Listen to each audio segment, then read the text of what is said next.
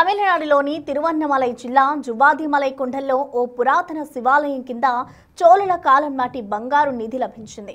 గుప్త నిధులుగా భావిస్తున్న ఈ ఖజానాలో 100కు పైగా బంగారు నాణాలు బయటపడినట్లు అధికారులు ధృవీకరించారు. సమాచారం అందుకున్న పురావస్తు శాఖ అధికారులు, రెవెన్యూ సిబ్బంది వెంటనే సంఘటనా స్థలానికి చేరుకొని నాణాలను స్వాధీనం చేసుకున్నారు.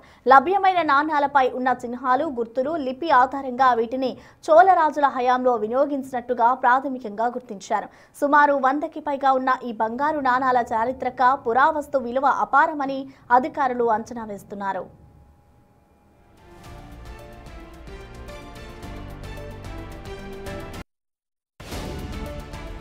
ఈ అరుదైన నాణాల పూర్తి వివరాలు, అవి ఏ చోళ రాజుల కాలం నాటివి అనే అంశాలపై పురావస్తు శాఖ లోతైన దర్యాప్తు చేపట్టింది.